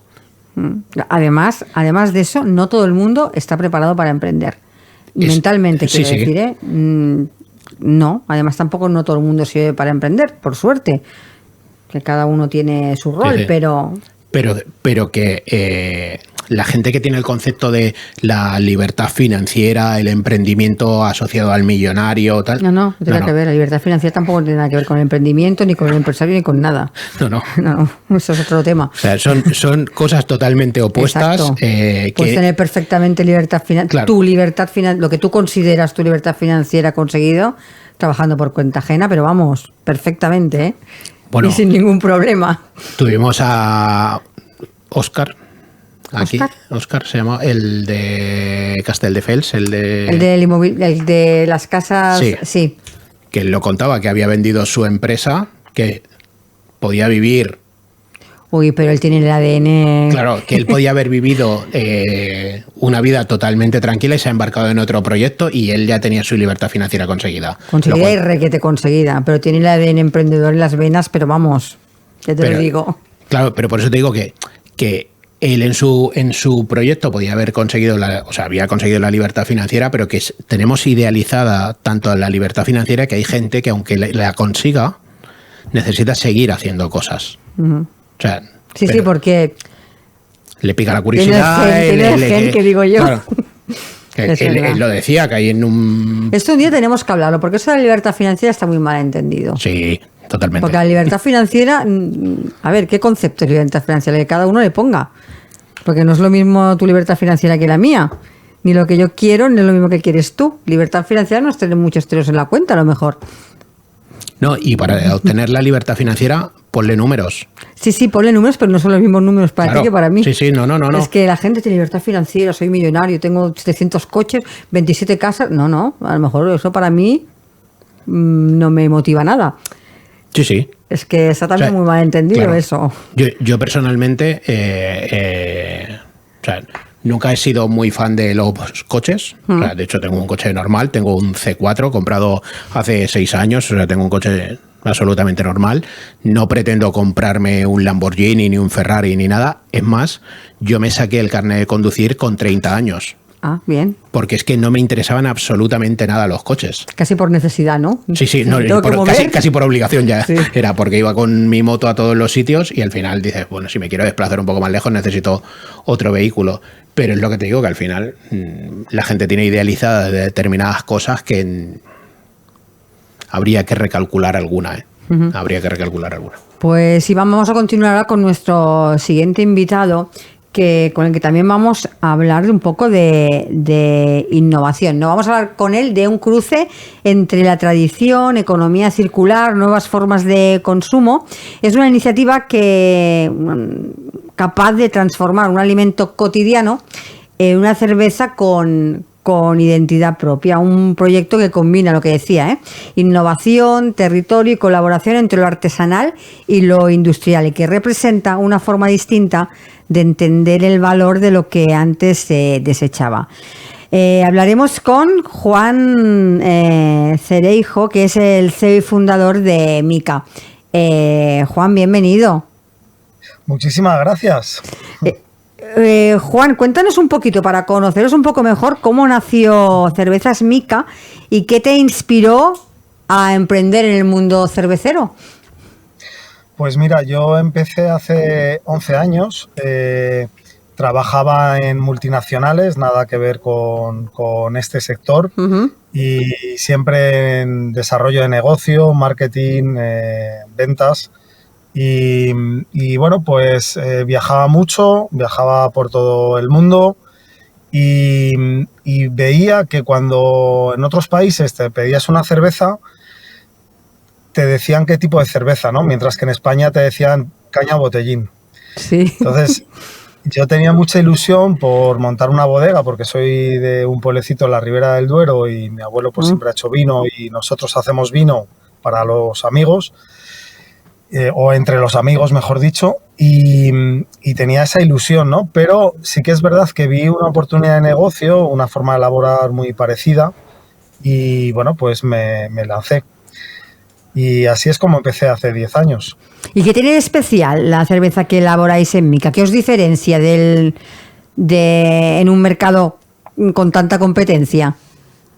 Pues mira, principalmente porque hemos nacido con un propósito de impacto positivo. Entonces nosotros, independientemente de que cultivamos nuestra propia cerveza, que la incorporamos en fresco, en la cerveza, en este pueblecito se llama Fuentenebro, que cultivamos a más de 1000 metros de altura, lo llevamos a Aranda de Duero, que es donde tenemos el obrador de cerveza, y allí con todos los residuos que genera la elaboración de cerveza, que se llama bagazo, y levaduras, todo esto lo juntamos y se lo llevan pastores de la zona para alimentar al ganado. Por otra parte, estamos en un proyecto europeo de I+D en el cual estamos creando plástico biodegradable. Por otra parte, lo donamos también para biocompost y por otra parte también estamos creando pan con este bagazo en este caso junto al campo, ¿no?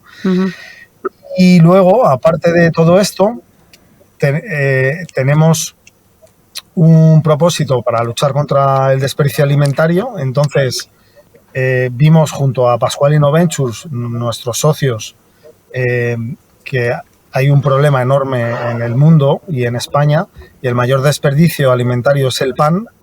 Se tiran 62 millones de kilos al año en España. Y entonces, bueno, pues hicimos un I+D y sustituimos casi el 40% de la malta de cebada por pan duro que se va a tirar, que está en perfectas condiciones. O sea, el pan que no se ha vendido durante el día, nosotros lo aprovechamos para hacer cerveza. ¿Y cómo? Porque esto, claro, cuando te dicen hacemos cerveza con pan, de entrada ya te sorprende, ¿no? ¿Cuál es el proceso para incorporar el pan sobrante en una producción de cerveza?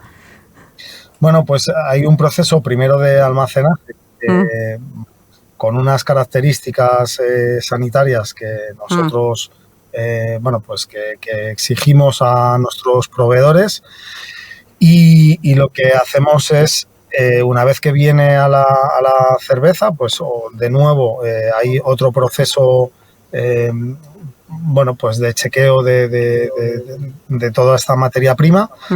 Por cierto, cuando llega el pan a nuestro obrador de cerveza, huele la cervecera que no veas a pan, ¿sabes? Porque es que es pan que, vamos, que es que está en perfectas condiciones y además organolépticamente, como olfativamente, es que se llena la fábrica con unos olores brutales.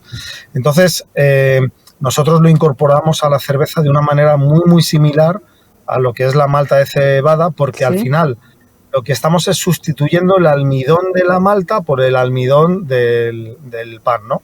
Lo convertimos en azúcares, igual que el proceso de la malta, y luego esos azúcares los fermentamos y los convertimos en alcohol y CO2 natural que se incorporan al mosto y que da esa burbuja natural que nosotros tenemos en nuestras cervezas y que sienta también al estómago, que no te hincha ni nada porque es totalmente natural. Juan, ¿crees que la sostenibilidad es ya un valor asumido en el sector o sigue siendo una gran ventaja competitiva para vosotros? Pues mira, yo soy muy defensor de que todo lo que genere impacto positivo la sociedad, tanto medioambientalmente como socialmente, tiene que ser rentable para las empresas. Es decir, yo creo que no todas las empresas podemos meternos en cubrir todos los aspectos de la sostenibilidad, sino que cada uno tenemos que buscar en lo que más podemos aportar cada uno y que sea rentable para la empresa, porque si no, en el corto espacio del tiempo queda muy bien decir, pues, o hacer incluso, ¿no? Y aportar a la sociedad, pero como no, esto no sea viable durante el transcurso de un tiempo largo, pues al final no va a ser sostenible económicamente, ¿no? Entonces tiene que ser rentable para la empresa, porque al final no podemos tampoco depender de subvenciones que ayuden ni nada, ¿no? Porque no, en un momento dado hay subvenciones, en otro momento dado no hay subvenciones. Entonces, bajo mi punto de vista, toda la sostenibilidad tendría que ser rentable para las empresas en algún aspecto. Habéis creado un proyecto, estáis en la creación del proyecto Mendrugo. Cuéntanos un poquito qué es esto. Pues mira, hemos creado ahora Mendrugo. Mendrugo ya tiene 2 años en el mercado, lo que es la cerveza Mendrugo. Tenemos una Pilsen y una Pale Ale. Sí. Y ahora también, obviamente, junto a nuestros socios Pascualino Ventures, pues lo que hemos hecho es crear un espacio, una flagship, ¿no? Que se suele llamar un espacio que es una embajada de la marca. En realidad es un tap room donde se sirve la cerveza totalmente fresca. Sí. De hecho, ahora mismo me veis, estoy en el coche, sí, con el coche lleno de barriles a tope, que acabo de llegar de Aranda de Duero, con la cerveza fresca, para que hoy, que es festivo aquí en Madrid, que esté la cerveza totalmente fresca. Qué lastimita no tenerte cerca. Pues, sí, sé que en algunas ocasiones y algunas horas soy buena compañía. Y nada, y entonces es un sitio donde servimos hasta 12 tipos de cerveza y luego con una gastronomía que tiene mucho que ver con todo esto de la economía circular, porque es un local donde hemos reciclado todos los muebles, la barra está hecha con muebles antiguos también que hemos reciclado. En fin, es un tap room donde la economía circular predomina y bueno, pues queremos ser pioneros en la restauración con la economía circular y no solamente quedarnos en la cerveza con pan, sino que se vea un todo, ¿no? En el tap room donde todo gira en torno a la economía circular. Lo del vestuario del personal nuestro pues es de 100% de algodón reciclado, las servilletas, el papel también, la tinta es ecológica, en fin, todo la verdad es que lo cuidamos muchísimo. Juan, una pregunta que me llevo rato pensando. Para una persona como yo que no se ha bebido una cerveza en la vida, que no sé a qué sabe una cerveza, ¿vale? Sí. ¿A qué sabe vuestra cerveza? O sea, ¿ese pan se nota?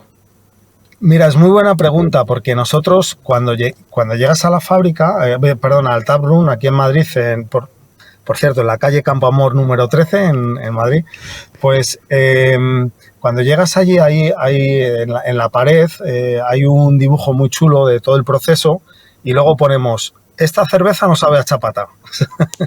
Entonces, no sabe a pan. Realmente, si no te lo dicen, sabe a cerveza normal y corriente. Normal y corriente, a cerveza muy rica. Pero si te lo dicen que está hecha con pan, sí que hay gente, yo creo que es un poco por sugestión, ¿no? Hay gente que dice, pues sí que me sabe un poco a pan tostado, a pan tal, ¿no? Pero realmente sabe a cerveza. La innovación en el sector al que nos hablabas de esta cerveza con pan, pero hablando en general, la innovación en el sector agroalimentario parece que cada vez está más ligada a la sostenibilidad y al aprovechamiento de recursos. ¿Qué papel crees que va a jugar toda esta tendencia en el desarrollo de nuevos productos? Bueno, mira, yo creo que la tendencia es aprovechar todo los ingredientes residuales que han sobrado de las elaboraciones de las fábricas y hasta ahora se han aprovechado para alimento de animal. Y yo creo que la gran transición es que se aprovechen para alimento humano. Yo creo que este es el gran cambio que tendríamos que buscar, bajo mi punto de vista. Y Juan, ¿cómo se gestiona el crecimiento de una empresa como Mica sin perder su esencia artesanal? Bueno, pues nosotros en realidad, todos en la empresa, sabemos lo que somos, sabemos a lo que aspiramos y sabemos lo que queremos ser, ¿no? Entonces, somos muy innovadores, pero no queremos perder, lo primero, nuestro propósito de impacto, que por cierto somos la única cervecera que sepamos que medimos el impacto que dejamos en la sociedad, en el medio ambiente, cervecera artesana. Y para nosotros nos marcamos objetivos todos anuales en los que todos estamos muy implicados. Y luego, por otra parte, esa artesanía y esa cerveza pues nos la da nuestra calidad, ¿no? Nosotros tenemos más de 50 premios a nivel internacional, muchos de ellos como mejor cerveza del mundo. Pues en Estados Unidos, por ejemplo, que es la meca de las cervezas artesanas, hace 2 años nos dieron cerveza medalla de oro, medalla de platino y cerveza del año en Estados Unidos. Y al final esos premios te van corroborando año a año que sigues un camino correcto, ¿no? Y procuramos no desviarnos de ese camino.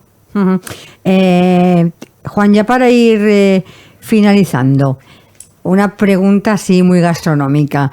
¿Con qué maridaje recomendarías disfrutar de una cerveza Mica de las vuestras hechas con pan?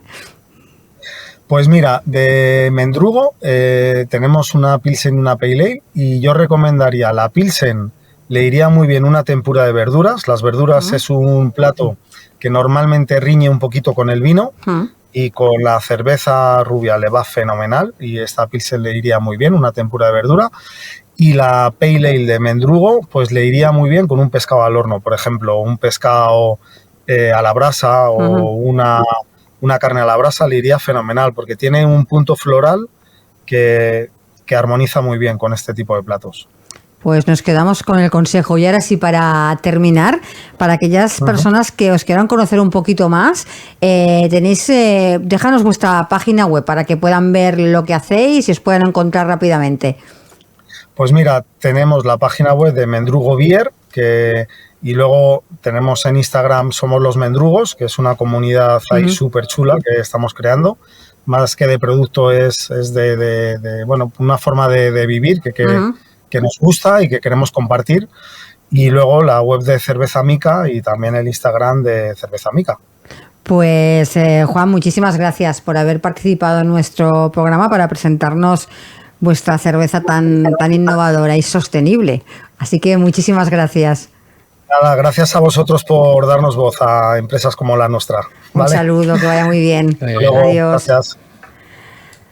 Bueno, ¿tú no has probado nunca la cerveza? En mi vida. Bueno, creo que eres de las pocas personas que conozco que en la vida se ha tomado ni un traguito de cerveza. No, solo el olor me echa para atrás. Sí, bueno, yo no soy muy de tomar cerveza, la verdad, pero me llamó muchísimo la atención esta porque, sí. Jolín, elaborar cerveza con pan, bueno, está bien. No, o sea, a mí y además me ha todo llamado, todo el entorno, ¿no? Como claro. A mí me ha llamado mucho la atención eso, ¿no? Porque al final no tomo cerveza, pero sí me gusta una buena copa de vino. Y en el vino, que hay aquí no voy a abrir este melón, pero no, en que el ya vino, no estamos en tiempo, ¿eh? Pero en el vino sí que notas diferentes sabores, ¿no? Entonces, claro, me parecía curioso el saber si la cerveza hecha con pan deja un ligero sabor a pan, ¿no? Pero nos ha dicho que no. Sí que es verdad que distingues muchos sabores en una cerveza, que pasa como el vino, claro, que hay muchos sabores, muchas, ¿no? Pero pues es curioso que Todo y que dice que la fábrica sí que huele a pan. Sí, por eso que dice, huele tanto a pan, digo, pues la cerveza debe tener algo, a lo mejor cierto aroma o cierto regusto, pero no. Bueno, hemos acabado bien el programa a estas horas, hablando de cervecitas y hablando de maridaje. Perfecto para hacer un vermut. Sí. Pues, Iván, lo dejamos aquí, que ya hemos llegado a nuestra hora, así que te esperamos la semana que viene con más cositas. Muy bien. Y muchas gracias por compartir aquí tu historia con nosotros. No, un placer. Hasta la semana que viene. Y a todos ustedes, como siempre, muchas gracias por acompañarnos. Les recuerdo que volvemos mañana a las 10 en Capital Empresa. Así que hasta mañana y feliz día.